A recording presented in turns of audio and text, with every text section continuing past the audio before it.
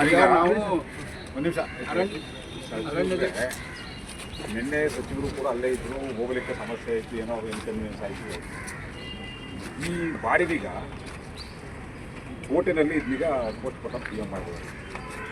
ಯಾರೋ ದಿಕ್ಕು ತಪ್ಪಿಸಿ ಇಲ್ಲಿಗೆ ತಂದಿರ್ತಕ್ಕಂಥ ಆಯಿತಾ. ಅರಣ್ಯಾಧಿಕಾರಿಗಳು ಎಷ್ಟು ನೆಗ್ಲೆಕ್ಟ್ ನಡ್ಕೊತಾವ್ರೆ ಅಂತ ಹೇಳಿದ್ರೆ, ನಾವು ಅವ್ರಿಗೆ ಫೋನ್ ಮಾಡಿ ಈ ರೀತಿ ಮಾಹಿತಿ ಇದೆ, ಬನ್ನಿ, ಹುಲಿ ಬಂದರೆ, ಚಿರತೆ ಬಂದರೆ, ಆನೆ ಬಂದರೆ ಅಂತ ಹೇಳಿದ್ರು ಕೂಡ ಎಲ್ಲ ಮುಗಿದ ಮೇಲೆ ಬರ್ತಾಯಿತ್ತು. ಮಲೆ ಮಹದೇಶ್ವರನ ಬೆಟ್ಟದಲ್ಲಿ ಹುಲಿ ಸತ್ತೋಯ್ತು ಅಂದ ತಕ್ಷಣ ಬೆಂಗಳೂರಿಂದ CCF ಎಲ್ಲ ಬಂದು ರೈತ ಸತ್ತನ ಅಂತಂದರೆ 3 ಗಂಟೆ ಅಲ್ಲ 4 ಗಂಟೆ ಆದರೂ ಅಷ್ಟೇ. ಪೊಲೀಸ್ನ ಕುಟುಂಬದವ್ರು ಹೋಗ್ಬೇಕು, ಕುಟುಂಬದವ್ರು ಹೋದ್ಮೇಲೆ ಮನೆಯವ್ರು ಹೋಗ್ಬೇಕು, ಮನೆಯವ್ರು ಹೋದ್ಮೇಲೆ ಪೊಲೀಸ್ನವ್ರು ಆದಮೇಲೆ ಅರಣ್ಯ ಅಲ್ಲಿ ಹೊಂದಾಣಿಕೆ ಇದೆ. ಯಾರು ಉನ್ನತ ಮಟ್ಟದ ಅಧಿಕಾರಿಗಳಿದ್ದಾರೆ ಮೊದಲು ಅವ್ರನ್ನೀಗ ಸೇವೆಯಿಂದ ವಜಾ ಮಾಡಬೇಕು, ಅದು ಕ್ರಮ ಆಗುತ್ತೆ. ಒಬ್ಬನಿಗೆ ಬಿಸಿ ಮುಟ್ಟಿಸಿದ್ರೆ ಎಲ್ಲರಿಗೂ ಬೇರೆಯವ್ರಿಗೂ ಅನುಕೂಲ. ಇಲ್ಲಿ ಒಂದು ಕಡೆ ಹೇಳ್ತೀರಿ ಅವ್ರನ್ನ ಸಸ್ಪೆಂಡ್ ಮಾಡಿದ್ದೀವಿ ಅಂತ ಹೇಳ್ತಾರೆ, ಮತ್ತೆ ಇನ್ನೇನಾದ್ರು ಪ್ರಭಾವ ಬಳಸ್ಕೊಂಡು ಅವ್ರು ಮತ್ತೆ ಅದೇ ಜಾಗಕ್ಕೆ ಬೇರೆ ಇನ್ನೊಂದು ಜಾಗ ಹೋಗ್ತಿದ್ದಾರೆ. ಇದು ಮುಖ್ಯವಾದ ಕಾರಣ. ಜೊತೆಗೆ ಎಲ್ಲಿ ಅರಣ್ಯ ಪ್ರದೇಶದಿಂದ ನಮ್ಮ ಕಾಡಿನಿಂದ ಹೊರಗಡೆ ಪ್ರಾಣಿಗಳು ಬರ್ತಾವೆ ಅಂತಕ್ಕಂಥದ್ದು ಸ್ಪಷ್ಟವಾಗಿ ಅವ್ರಿಗೆ ಡ್ರೋನ್ ಇಟ್ಟು ಎಲ್ಲ ಕಡೆ ಐಡೆಂಟಿಫೈ ಮಾಡ್ತಕ್ಕಂಥದ್ದು. ಒಂದು ಈ ಭಾಗದಲ್ಲಿ ಹುಲಿ ಸಂರಕ್ಷಿತ ಪ್ರದೇಶ ಅಂತೇಳಿ ಘೋಷಣೆ ಆಗಿದ್ರು ಕೂಡ ಒಂದು ಸ್ವಯಂ ಪ್ರೇರಿತವಾಗಿ ಅದನ್ನು ಕಾರ್ಯನಿರ್ವಹಣೆ ಮಾಡಲಿಕ್ಕೆ ಒಂದು ತಜ್ಞರ ತಂಡ ಇಲ್ಲ. ಯಾಕೆ ತಂಡ ಬೇಕು ಅಂತಂದರೆ, ಎಲ್ಲಿ ಅದು ಟ್ರ್ಯಾಪ್ ಮಾಡ್ತಕ್ಕಂಥದ್ದು ಪ್ರತಿದಿನ ಡ್ರೋನಲ್ಲಿ ಅದನ್ನು ವಾಚ್ ಮಾಡ್ತಕ್ಕಂಥ ಒಂದು ಟ್ರ್ಯಾಪ್ ಮಾಡೋದು. ಈಗ ಸಿಟಿ ಮತ್ತು ನಗರ ಪ್ರದೇಶದಲ್ಲಿ ಕ್ರೈಮ್ನಿಗೆ ವಾಚ್ ಮಾಡಲಿಕ್ಕೆ CC ಕ್ಯಾಮ್ರಾ ಅಟೆಂಡ್ ಮಾಡ್ತಾರೆ.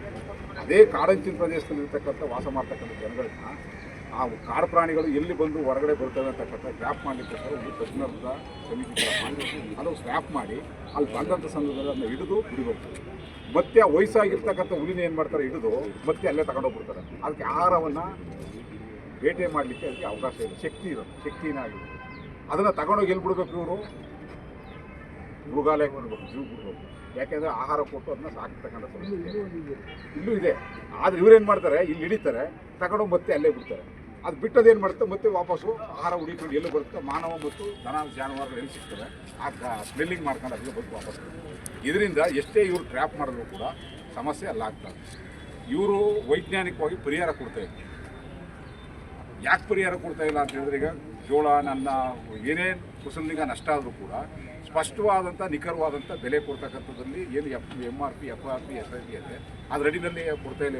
4,000, 2,000, 3,000 ಕೊಡೋದು. ಅದಕ್ಕೇನು ಮಾಡ್ತಾರೆ, ರೈತರು ಕೆಲವೊಂದಷ್ಟೇ ರೊಚ್ಚಿಗೆದ್ದು ಎಲ್ಲಿ ಆ ಪ್ರಾಣಿ ಸಾಯಿಸಿರ್ತದೆ ಆ ಪ್ರಾಣಿಗೆ ಪಾಯ್ಸನ್ ಆಗ್ತಕ್ಕಂಥ ವ್ಯವಸ್ಥೆನ ಮಾಡ್ತಾರೆ ಅಂತಕ್ಕಂಥದ್ದನ್ನು ಕೂಡ ಸೃಷ್ಟಿ ಮಾಡಿ ರೈತರ ಮೇಲೆ ಪ್ರಕರಣ ದಾಖಲು ಮಾಡ್ತಾರೆ.